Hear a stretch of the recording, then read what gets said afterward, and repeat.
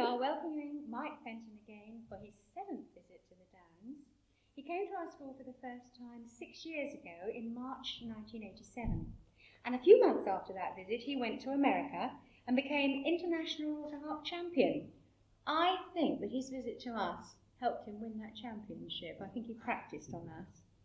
Since he introduced us to his auto harps, 3 of our teachers play them regularly, and of course everyone enjoys a chance to play the school auto harps. Today is a very special occasion. Everything we do is being recorded, ready for Mike's next live album. So we're looking forward to joining in with some old favourites and listening to some new songs too. So let's show Mike how pleased we are to see him at the Downs again.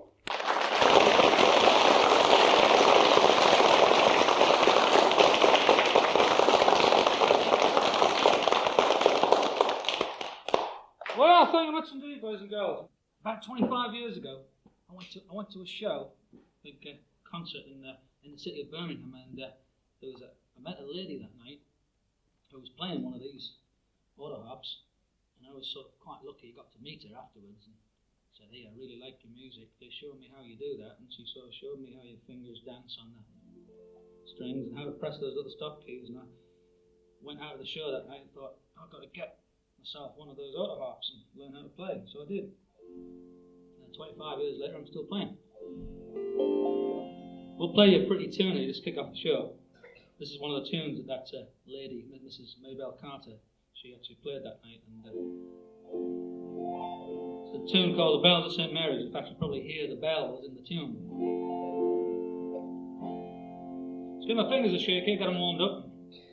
Just make sure those little picks are there that help me dance with my fingers on the strings, also to stop my fingers dropping off, because the fingers get pretty busy after a while. Here we go.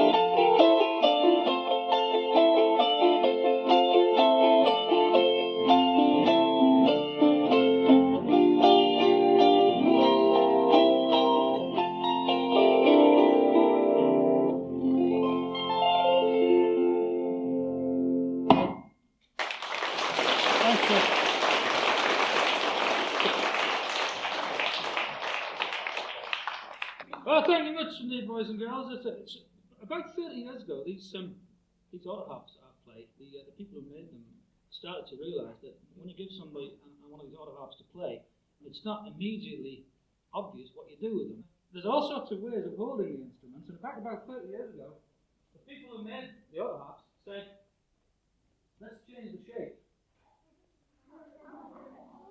And they came up with this monster, one of the most ugly instruments ever made. And what they did was they stretched out the shape of the instrument and organised it so you could hold it like a guitar. That's right. And for that reason, they called it the guitaro. And if you just picture the word guitar and stick an O on the end, and then there you have it. It's a guitaro. And it's really an autoharp because you vibrate the strings, but you have to press the start button as well. And you won't see too many of these around. I don't believe there'll be any more in the Deal area, that's for certain. And one of the things I like about my guitaro is that you can actually, because it sits down sort of on my tummy, I've got plenty of room up top for my mouth harp here, mounted on its little rack, or as a little boy called it the other week, a mouse trap. So you got your mouse trap, mister? Mouse trap. And normally I play my autoharps in the cuddle position. And if you try and cuddle an autoharp while you've got the mouth harp there on the rack, it sort of doesn't work very well. So you just get in each other's way